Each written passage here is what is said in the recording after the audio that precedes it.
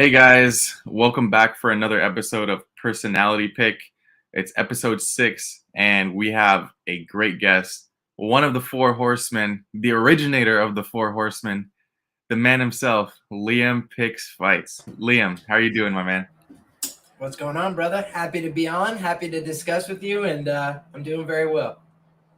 Glad to have you on. Thanks for being here. And you're actually the episode that concludes the Four Horsemen episodes because we've had Lou, we have Gordo, and then now you're the third. So it's fun having everyone on, and I'm sure a lot of people want to know and get to know you like behind the scenes and just a little bit more about what you do on a day-to-day basis and how you got into the space. Absolutely, man. Well, I'm happy to tell you anything you want to know. And as far as my getting into this space, it kind of just happened slowly over time, and then more and more over time. Just like I had a bunch of passions when I was young, and over time I was doing more martial arts and spending more time focused on that. And then I was also looking into betting.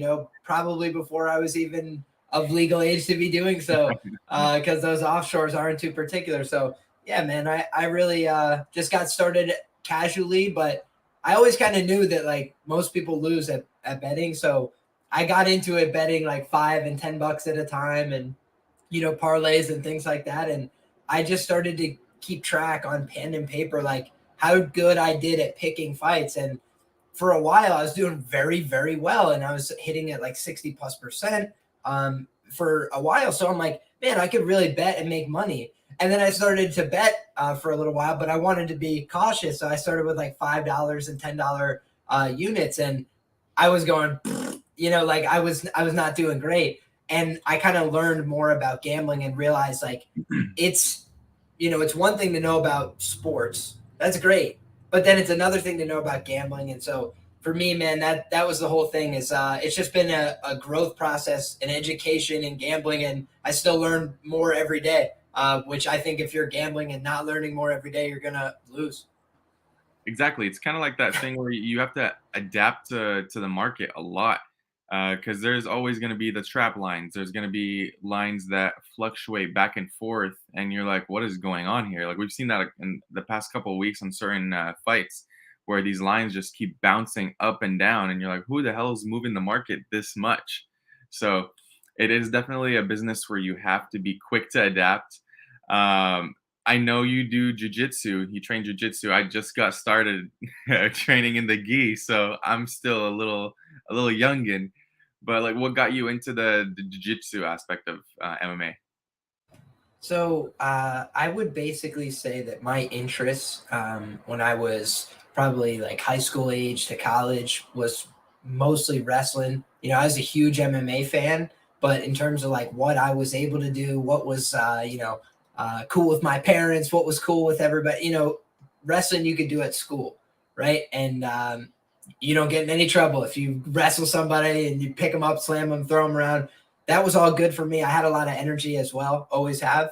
And so I kind of, wrestled for a while. And the thing about wrestling is it's a very, very competitive sport. There's not a lot of opportunities to wrestle at a high level. And I wasn't getting a scholarship or anything like that. In fact, I happen to have a shirt on represent, but, Baldwin Wallace Wrestling, nationally ranked in Division 3. I kind of just learned the difference in level between where I was at in New York and the average guy in Ohio, how good they were. And so it's been a constant education process. I would say wrestling teaches you a lot about humility, having your heart broken. How many guys out there that wrestle? Chael Sonnen says basically 0.1% of them achieve their dream. Everybody else is just sitting on the side like, oh damn, that stinks. Like that's kind of how wrestling careers tend to end for most people. And shout out to the people that make it to the other side. But for me, it ended up being where I was like, man, I'm investing so much of my time, effort, energy into something that's not has zero monetary return for me. And then on top of that, it's like, brutal. Like wrestling, it's not like anything else where it's just constant grinding on the body, and it's exhausting mentally, physically, everything like that. Jiu-jitsu is kind of like a marathon where wrestling is just a constant sprint. and you're constantly doing sprints and stairs and whatever. It's nonstop, man. I can't even describe to you what college wrestling workouts feel like in terms of compared to anything else in my life. High school wrestling, very hard jiu-jitsu matches, all these things. Man, a college wrestling workout. There's a reason why a bunch of UFC fighters go train in college wrestling rooms.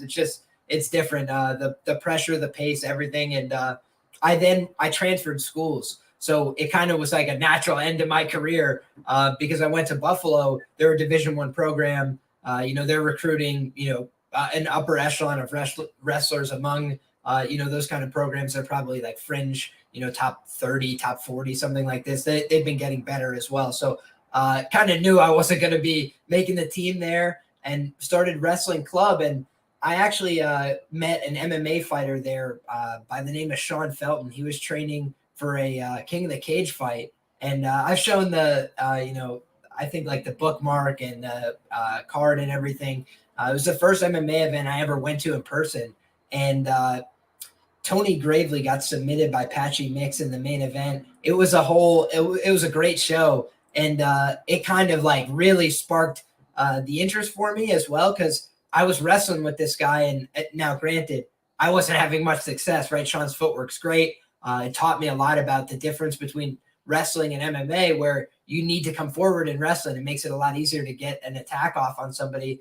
And he was also extremely physically strong. He was a little bit bigger. So I kind of learned some of the differences in what I was going to have to do to approach different people. And it sparked my curiosity. I started at 21 doing jiu-jitsu.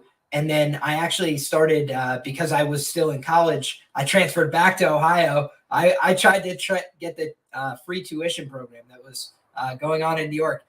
Somehow free tuition cost me more money than private school in Ohio. So I transferred back. Now, granted, I had some academic scholarships and stuff, but I went back to school in Ohio and I was finishing out my degree.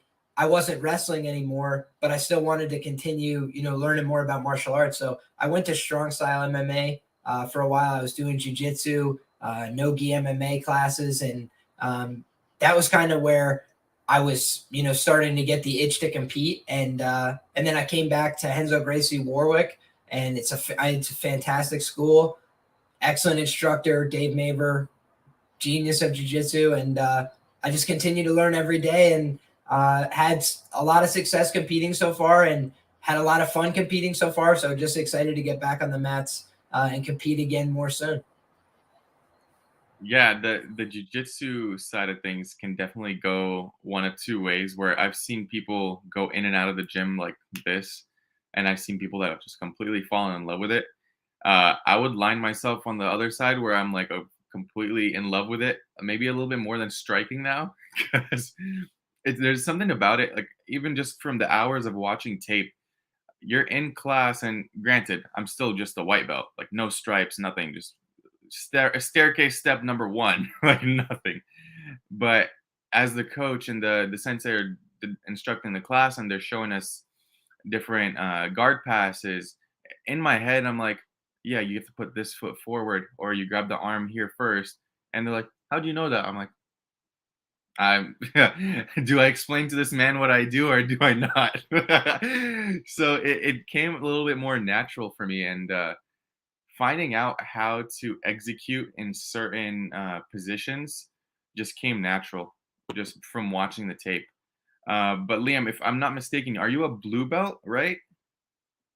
Yes, sir. I am a blue belt, and I honestly need to work more in the gi because I prefer no gi. There's something. It's a weird quirk about me. I'm a wrestler, right? I like to wrestle in the gi, but I like to grapple no gi because I feel like the gi slows things down. It kind of makes it harder to get offense going, and I'm about pushing the pace, keeping offense going, and trying to exchange positions and create dynamic scrambles. That's what I like to do, and I like to make it fun. I think that one of the things about my wrestling style that maybe didn't translate to the college scene was that I learned how to wrestle by throwing people, dumping them on their head, going for big moves, 5-point moves, dump people to their back, and at a certain level, that stuff doesn't really work unless the rule set favors offense, like freestyle, Greco-Roman. It's a lot more defensive in collegiate style wrestling. People keep a lot better position. You Mhm. can win a match just by riding it out in the second and third period, these kind of things. So it's a lot different in terms of how it plays out. And for me, I think that my biggest advantage or my biggest thing that I bring to the table in jiu-jitsu is, like you mentioned, we watch all the tape. I learn from the best grapplers in the world, and I apply the MMA meta to jiu-jitsu just instinctually. Like that's kind of how a lot of my game has developed. And on top of that, just you learn some of the pitfalls, some of the things that work and don't work. I try and make a habit in my training of keeping my hands up over my head when I'm in positions underneath somebody, just because in a real scenario, they're not going to be like, oh, let me pass the guard. They're going to be like, let me boink him on the head. So I try and treat it as realistically as possible. And from there, be dynamic, be explosive, and also to just be more technical every day, because I blow my mind with the jujitsu knowledge I get every time I go to class. I'm like, wow, I never thought of that. And it's, that's what keeps me going back. That's what keeps me so interested in it, is that I can do it every day and still have my mind blown. I'm like, what? Like, I can't believe that. And that feeling is what I'm looking for. Lifelong learners or lifelong earners. That's what my old college wrestling coach said. I believe him. I like that. I love the saying, dude. It's this falls back to some of the training I put in last night. Funny enough, I had my mind blown just by learning how to do a De La Hiva. And the way my coach made me lose balance, like within a snap of a finger, I was just amazed. And I started, okay, I need to learn this. And I was drilling it like time after time after time. I'm like, okay, I think I'm kind of comfortable with it. But just the way my coach is he's a little bit on the shorter side. Like he's 5'6", and weighs a lot less than I do. So that's probably what amazed me even more. Just being able to push someone so off balance while you're on the ground is phenomenal. So I'm like fully invested into the jiu-jitsu space. I want to compete soon. Do you have a competition coming up? So nothing officially on the books yet, but got a couple dates potentially in mind. I definitely want to compete before the end of the year, and just trying to make sure that I'm ready to go. But I feel ready, when I'm in the room, and I feel like I've been making progress. So excited to get back out there and show a better product. There you go. How long did it take you to get your blue belt? So I kind of had a little bit of a weird journey. Number one, I don't know off the top of my head. I'd honestly have to check. But I also kind of started back up. Like I was in Warwick. I went back to school. I came back to Warwick. And then the problem was the pandemic, right? In New York, the regulation was such that like it was just shut down for several months. So there was kind of, a few months in my jujitsu journey that were, not able to train in a formal setting. So for those reasons, there was a little bit of delay in terms of progress, but outside of that, been pretty consistent. Same gym, same instructor, and he said in terms of skill level, I could have been a blue belt from basically when I came in, but the idea is like he wants me to earn everything, and I believe in that. And it's also just about learning the technical things, the small details that make a big difference. Even if you could beat somebody who's a blue belt, that doesn't make you a blue belt. Mhm. You could be more athletic, you could be more dynamic, you could be a little stronger, you could be a little bit angrier that day. It's like whatever it is that you bring to the table, maybe you pull something off, but it's like, do you know what to do if you're underneath in the mount? Do you have a basic knowledge of all these positions? Because that's kind of what you're looking to see is a demonstration of knowledge and skill. Can you apply it? Can you do it? Do you know what to do when? And that's something that you have to learn, because you can beat people and also lose to the same skill level person by making silly mistakes, by moving to the wrong position and now they took my back. Like these are the kind of things that you have to make those white belt errors. When I first came in, the biggest problem I had was I was like, what do I do? Like, I was like, I don't know. I didn't know how to guard pass, right? So then I'm just mostly stuck in the guard going, well, what submission can I do from the guard? There's nothing. So I was basically feeling like I got to get out of here. I got to stand up. And then you'd get tilted back and swept over and you'd kind of feel foolish. But those are the evolutions. Like, I think that the biggest thing that helped me as well is the fact that I like to play guard. I like to pull myself underneath. I prefer to be on top, obviously. Most people do just inherently, but I don't mind playing from my back. I don't mind being on my back. I like to think that I have some offense there and I can create, another movement, another moment, another opportunity. And I'm not just going to give up if I'm in a bad spot. I'm going to try and think my way through it and be patient, because I've seen so many people in the UFC survive what looks like, oh, it's going to be over here. Well, maybe it could be if you're not really careful, if you don't think your way through it, if you're not patient. And I just like to think that those are some of the attributes that I'm able to bring to the table, is like solving the problem when it's getting really serious. Like, that's something I try and take pride in as well. It's just, being somebody that's hard to finish, being somebody that's hard to submit. In the practice room, I'll be quick tap Magoo, no problem. But I want to make it so, I really go out there and always bring my skills, my cardio, and my will for the entire time period. That's my goals. And if I do that, I don't care if I win, lose, anything, because that's what I can do. That's the best that I can do. That's what I can control. And those are the things that if you do those things right, good things happen. Exactly. Now, moving to a different topic here. What really made you want to start like a MMA Twitter page? Was it just a regular personal page that you transformed into the MMA betting scene, or the sports betting scene, or was it just from day one, I'm gonna start this Twitter page and pop off? Well, I basically had a Twitter page, and I figured everybody from high school by the time I was in college had probably unfollowed me, because all I ever tweet about is wrestling and mixed martial arts. And you know, over time, I had more people follow me, whatever. But I think that before I started like doing the YouTube channel and posting content, I only had like 700 followers or something like that. And now it's like 10 times that. So thank you. If you're a person out there that follows me, God bless you. I appreciate it. And it's just me tweeting out my opinions, my thoughts, occasionally my bets and things like that. And that's how it started. Was just I was a guy out there who had opinions on fights, and I didn't know anybody really. I had my friend Pete, a couple guys that I wrestled with, maybe, if it was a big fight, maybe a couple guys from my college wrestling team. Most people I knew didn't give a rat's ass about fights. And I was here like watching them every week, all in, knew everybody, watched every fight night, bet on the card. So I'm like, man, like I gotta find some people that care about this stuff like I do. And I was tweeting about it, and some people would, start responding that way. And then I was also doing the YouTube channel.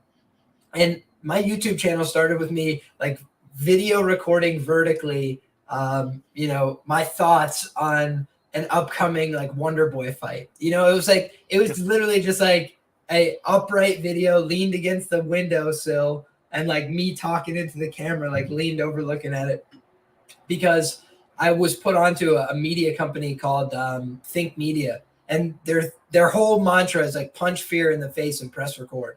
And I was like, all right, well, I don't have any equipment, I don't have anything, no thing that you would want to start a YouTube channel, but I started one, so I'm just gonna put out a video. I started talking about the fights, and I did pretty well. And granted, I went through ebbs and flows, right? You can find predictions that age really poorly. Why Yan Xiaonan will beat Carla Esparza. That was a classic, as she got completely butchered in that fight. But she's back in my good graces because she made me a lot of money over the weekend. But anyways, that being said, these are the kind of things that could you even redirect me to the question, because I got lost in my own train of thought there? No, no, you're good. It was just pretty much what made you want to start the MMA Twitter page, or did you transition from a personal to a regular page? Yeah, man. And basically, that was it. I just started tweeting out, like, hey, this is my YouTube thing. Like, this is what I just did. And I would also, answer people. I'd get into conversations, discussions about it. And I feel like the thing that has gotten me to where I'm at is I believe in quality.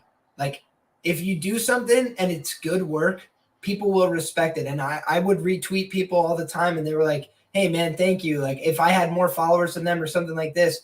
And the reason being is because I just think good work speaks for itself. It's the reason I've had you on my show before.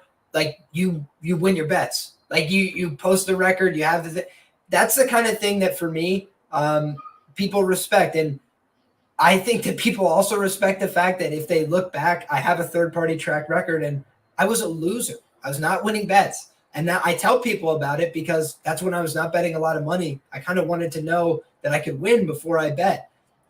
Spanky, a few of these guys that talk about betting, they tell you the truth, which is like learning how to win is the first part. Okay, great. Then it's learning how to get down money, learning how to scale up, learning how to not lose your ass if you go on a bad run. Like there's a lot that goes into gambling. There's a lot of tools and whatever. And those are the things that you learn over time. These are the things that I try and share with people because I've fallen into the pitfall. I've done, poorly. I've come in when you're a bad bettor, when you're a square bettor, when you're new to betting, when you're just getting started. Sometimes your biggest bets, your most confident bets, are the ones that are no hopers, 0%. You're just dead. Like it's a horrible bet, and that's part of the process. Like everybody is on the same bet, so you feel confident. And then nowadays, I'm like, nobody I know is on this. Thank God. Like, I'm like, oh, we really found one this time. Like, it's kind of this different mindset where now I try to think like a bookmaker and just relate to people, tell people, what I think, what I believe, what I see in the tape, and what I see in the market. Because I try and educate people on all fronts. A lot of people will give you nuggets of whatever, and they're afraid of giving away their edge. I understand all those things, but for me, I believe in good guys versus the bookies. I would prefer if more people were more educated and take better informed risks overall with their money. And the other part of it is like I have been doing this, and my buddy Delphi Kamish, he's a guy that I met in college, and he told me at the time, he's like, man, you're doing really well with this MMA stuff. I see what you're posting. He's like, I've been doing really well, MLB, NBA, NFL. And I was like, dude, those are like three really hard markets to beat. And he's like, yeah, I, but I've been doing it. And he's a very analytical guy. He does the stats and he does whatever. And he's like, I think that if we both continue to work on this, get better at our skills, promote what we're doing, we can really make something of this. And we've been doing that. And slowly, steadily building up, and that for me is the biggest value. I've met a ton of really smart people on Twitter. That for me is the reason I stick around. Right? There's a lot of toxicity. There's a lot of things that make me not want to have a Twitter, but I've met so many great people. I've had a lot of really positive interactions. I've learned a lot. I think Spaces as a function has been really beneficial in terms of getting to know a lot of the people, where it's one thing to just see somebody's written text. I think that's part of the reason why Twitter has struggled in the past to get some traction. There's a lot of impersonality about that. Whereas talking to somebody, it's just talking. It's like an Xbox live chat. Yeah. Yeah, maybe it's a fake name, maybe it's whatever. And I also come out just, this is who I am. Liam Picks Fights. My name's out there. You can find it. It's on my Bet MMA. It's like I'm just a guy named Liam. I'm a regular ass dude. I'm pretty relatable, I think, in that sense, because I'm just like a lot of people. I started out as a guy who was just betting on fights based on, hey, I know something about MMA. I've been watching for a long time.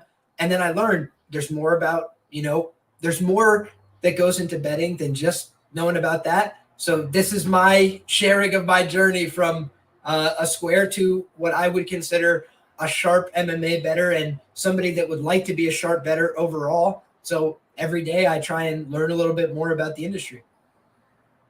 Yeah, and going back to how we first met, I believe it was on a Spaces as well. And randomly, I started DMing you, and we would talk about like different bets, and that was back when I was in the tennis scene as well, and then MLB came around and Nerfies, and I think the development of Spaces was a very positive impact for Twitter, just because you're allowed to meet so many more people at the same time. You have people listening to you, and then you have people requesting to speak, and you start talking to them over stuff. You end up following each other, DMing, and network expands. So that feature in its own probably helped attribute to a lot of people's growth, and to my growth specifically. Like, I attribute a lot of my growth to you because you've helped me out a lot. Uh, just reposting stuff that I used to post back in the day, and it really helped out, and having me on the shows. So I appreciate you for that. First and foremost, one of the sharpest in the game, that's for sure. I When I first started the page, I was watching. It was mainly you, Dan Levy, and Clint for the most part, because you guys were probably the sharpest around at the time. You probably are still the sharpest around right now. Just being completely honest. Well, man, I believe that there's a lot of really sharp guys out there, and what I think is that there's a lot of people that get different edges in MMA, right? MMA, we have a blessing, right? Which is that not that there's a loud motorcycle going past, excuse me, but I think that the blessing is there's a lot of different ways to get an edge. It's a small market, right? It's not a market that the most sophisticated players always play into, because of the fact they don't take the biggest limits, especially on fight nights, Bellator, like anything that's not a UFC main card. They're really gonna like nickel and dime you, and it's going to be harder for the sharpest bettors, for the biggest players to get involved. So then the question becomes like, where do you get your edge from? And I think that there's a lot of different ways to do it. There's people online that do it that have an algorithm. There's people online that do it that do the tape study. There's people online that do it that read the market. Like I don't begrudge how anybody comes by their edge, as long as you have a discernible edge over time. As long as you have a large enough sample size of bets, I think that's important as well. And I think that for me, man, I think that most of MMA betting, and most of the people that are really doing well in the space, it's just about the time investment. Like, if you don't have enough time to put into this, in one way or another, in one way that you're analyzing it, you're going to probably come up short, because there are people out there that are looking for the edge. You see lines move over time, oftentimes in a sharp direction, not always. A lot of steam in MMA as well. And I think that a lot of people get caught, instead of coming up with their own opinion, trying to read the room and go that way. And that is unfortunately how sometimes people are led to slaughter. It's like a lot of people go in the one direction. So I think if you come up with original work, that's what's going to lead you out ahead, where you don't just take the general consensus opinion, which will oftentimes lead you astray. You take an independent opinion, and if it aligns with the public, oh well, okay, I guess the public's eating today. It's like, but if it doesn't, I gotta be willing, able to walk that plank alone. I gotta be willing to say I'm gonna put my neck out on this one, because if you're not willing to take risks, this isn't for you. But it's also, you know I think it's something that you learn over time, where you have to be willing to say, I'm going to get these wrong, but over time I win.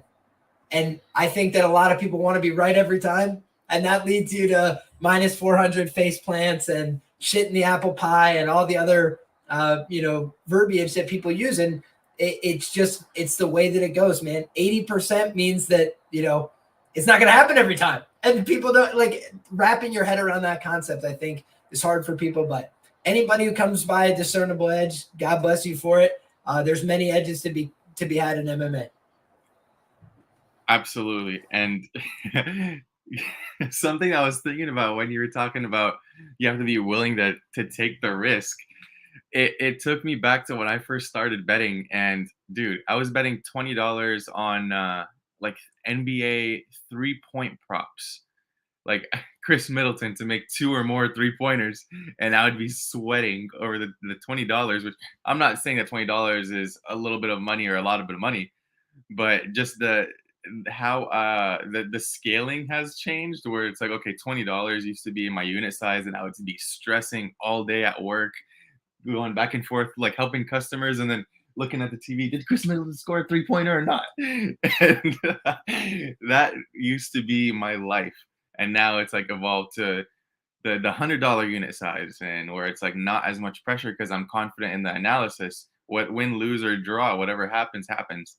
And just being able to take that risk and being confident in taking the risk is what people really struggle with in this industry, because you have a lot of people, like especially people who are first getting into the betting scene, and they hear people like us, people on other channels, different Twitter pages talk about bets and how much they're putting on it. It's like, wow, like, are you sure? Are you confident? Like, is it 100%? Like, nothing's 100%. Nothing's guaranteed in life in general, let alone in the betting industry.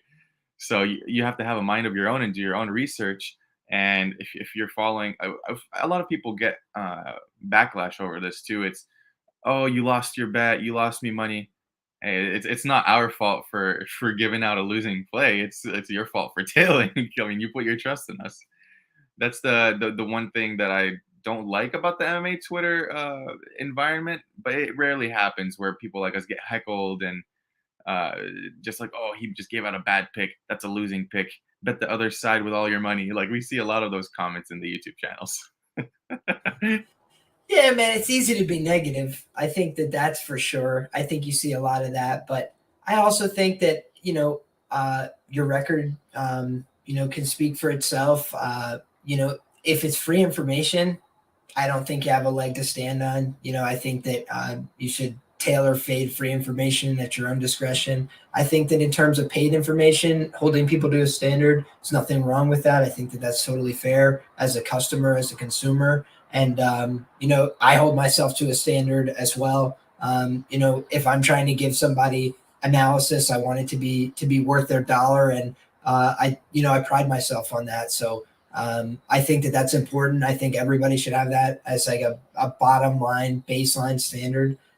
Is just 100% effort, 100% of your ability and your talent behind what you're doing. And if you do that, you can give an effort and a performance you can be proud of.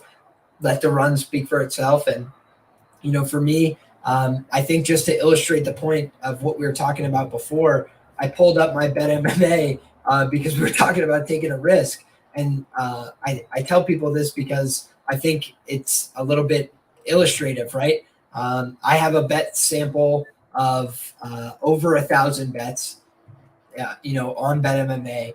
And my biggest ROI by percentage is 35% ROI on big underdogs, right?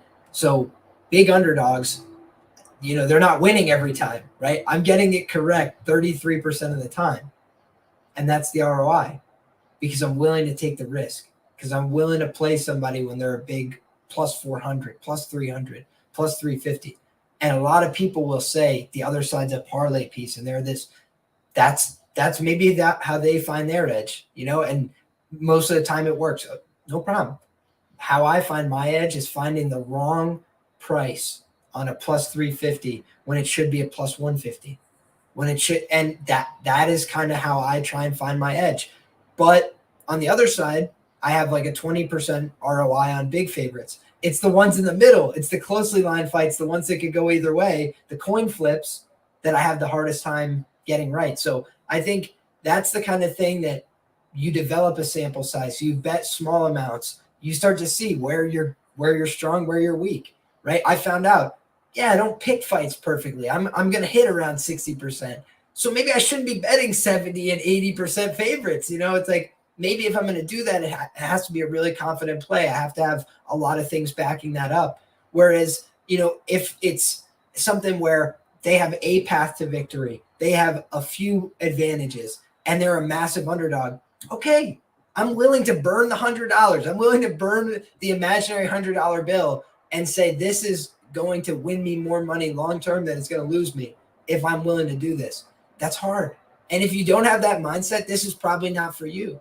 So that I don't think that's a bad thing either. I don't think everybody has the same risk tolerance. I don't think everybody has the same, you know, stomach for it. It could be gross, dude. When you bet the right thing and it doesn't win, or when you bet something and you think that, man, this is a really good play, and in MMA it can be so visceral, right?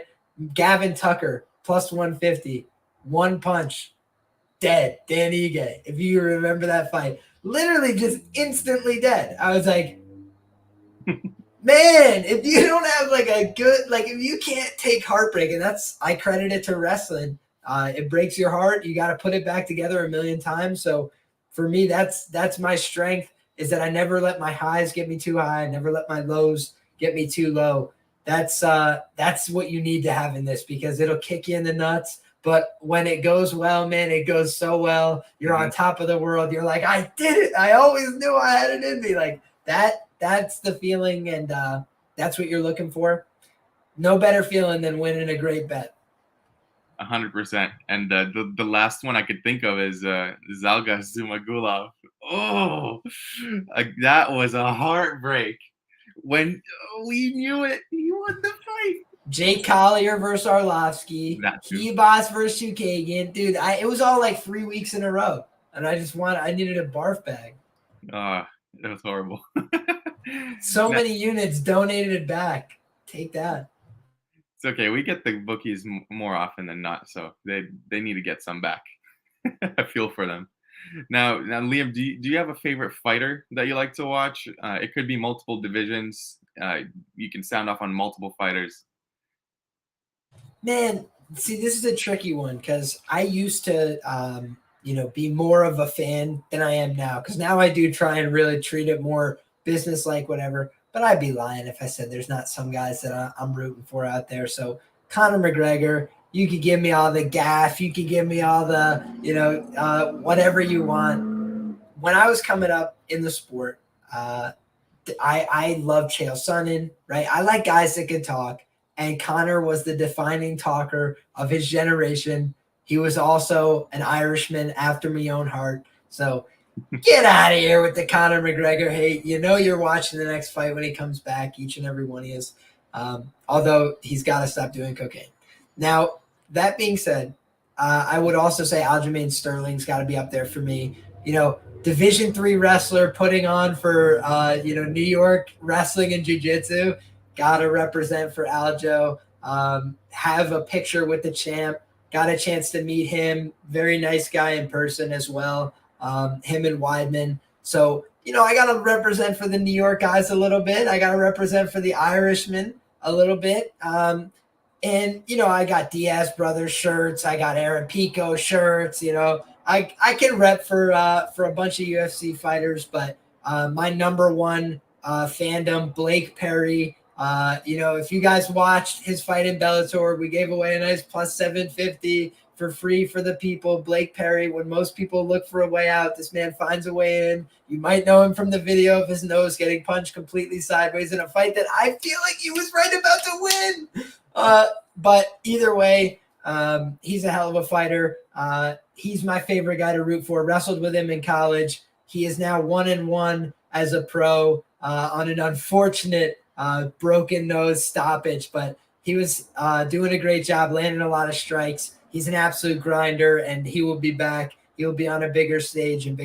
So I think at Blake MMA 170, I want to say off the top of my head, go follow the guy, show him some love, show him some support. He's a freaking stud. Shout out to our man Lou in the comments, but man, I just feel like those are the guys I wanted to get off my chest. Sean Felton as well. A couple of guys I've trained with, and just studs on the come up. So shout out to those guys. Those are some of my favorite fighters. They're not in the UFC, but you should look out for them, find them, support them, and they'll be on your TV screen soon.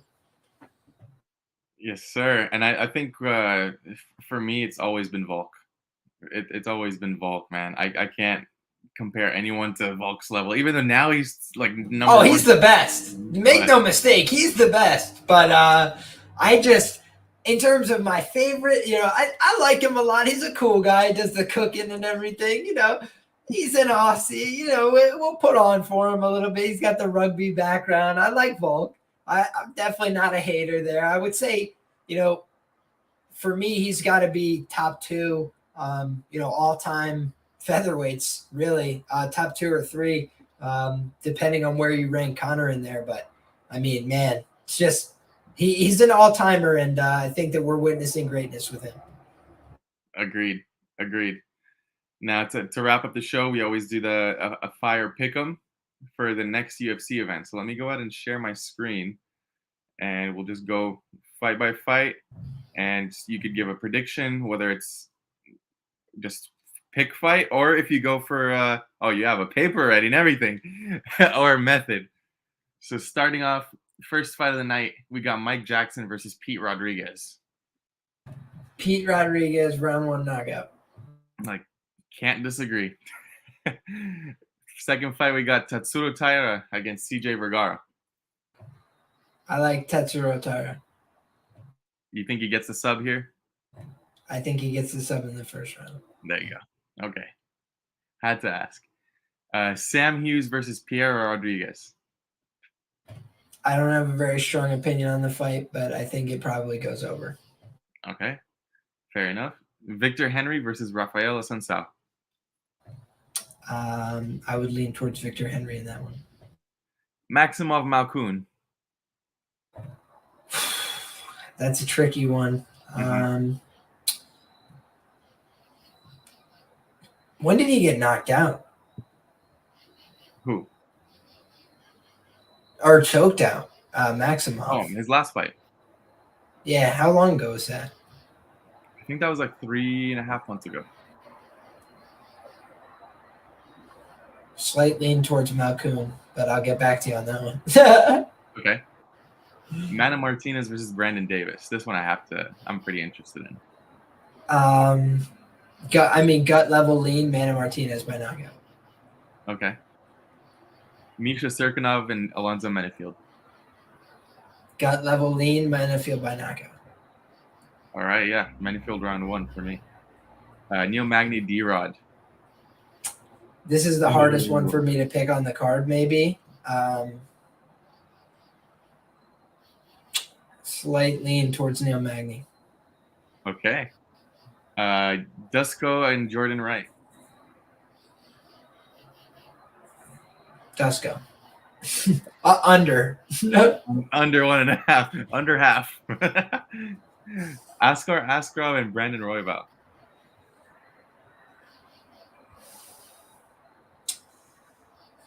Give me Askar. Okay. Co-main event, we have Jonathan Martinez against Cub Swanson moving down to the bantamweight division. I did not realize that. Jonathan Martinez. Okay. And main event, Viviane Araujo against Alexa Grasso. I do not have a strong opinion on this one yet at all, but ever so slightly in towards Araujo. Okay. I like it. I might have to stop Brazilian hate. If the tape checks out, if everything checks out, I might have to stop Brazilian hate one more time for the people. Might have to. I don't know yet, though. Don't hold me to that. Don't hold me to that. Wait, is this true? Did you hear anything about this? Is a D-Rod fight canceled? I had not heard that, but if so, it will save me from many sleepless nights, because I've been trying to figure that one out, and it ain't easy, ladies and gentlemen. Yeah, that's that a tricky one. Yeah, you got 2 guys a little bit long in the arms, both pretty decent at range. Neither one of them will light you up with the kicks. Mostly like to work with their hands, but probably a better clinch operator in Neil Magny. So you just have some weird intricacies there, and Neil Magny, a guy who's eminently out-grappleable. Which I bet on to great effect. Thank you for all the money, Square Duel. But I don't know, man. D-Rod, he's a good fighter, but I thought he looked a little lethargic against the Leech. He's getting right back in there. Maybe that was the fight where he shakes off the rust and now he looks good. That's the kind of trap that I'm worried about getting on the other side here. But Neil Magny's pretty proven welterweight. He loses to a phenom in Shavkat. I'm not sure that should bump him down 10 rungs on the ladder or something. So both these guys are pretty old. That's the other thing. I don't think people realize how old they are. And no No, surprise, D-Rod has an injury. If they're trying to turn him around this quick, he just admitted, like, yeah, I got boinked around by the leech. Like, yeah, that guy hit so hard. Like, yeah. that was brutal, man. I had a small bet on the leech. I was like, I I thought had I a thought the big leech won that one. I did, but yeah, I was pretty heavy on the leech side, and I was pretty disappointed. But gross. yeah, it was gross. Before we end the show, I wanted to give a quick shout out to the chat. I appreciate every single one of you for the support week in and week out. You guys are the reason we do this show. And please, if you can like, comment, subscribe, it helps out a lot. My man Liam, thank you for being on. It was a great pleasure, and I look to be on a future show. Hopefully soon we bring the Four Horsemen back. But Liam, tell the fans where they could find you and what you got up to. Absolutely, man. I appreciate that. And the biggest thing I would say is Delphi Sports. A lot of free content that is very valuable. My man Kamish, he absolutely crushes NFL sides. Hit at an outrageous percentage last year, over 60% on NFL sides. It's one of the sharpest markets on the planet. So just done an incredible job. And I just wanted to point out his work first and foremost. And then in terms of what I'm doing, Liam Picks Fights everywhere, guys, on YouTube. Very close to 2,000 subscribers. Would love to hit that number. That's what we call a key number in the betting industry right there. So I would like to get to 2,000 and appreciate each and every one of you guys for the support. Otherwise, I'm writing for a bunch of publications, Action Network, Roto Grinders, scoresandodds.com. You can find my work there. You can find all the stuff that I'm doing at Liam Picks Fights on Twitter. That's the number one social media platform for me. So thank you guys for the support. I truly appreciate it. And more and better things coming from my YouTube channel very soon. So stay tuned. Looking forward to it. All right, guys. Thank you so much for tuning in. We'll see you again next week.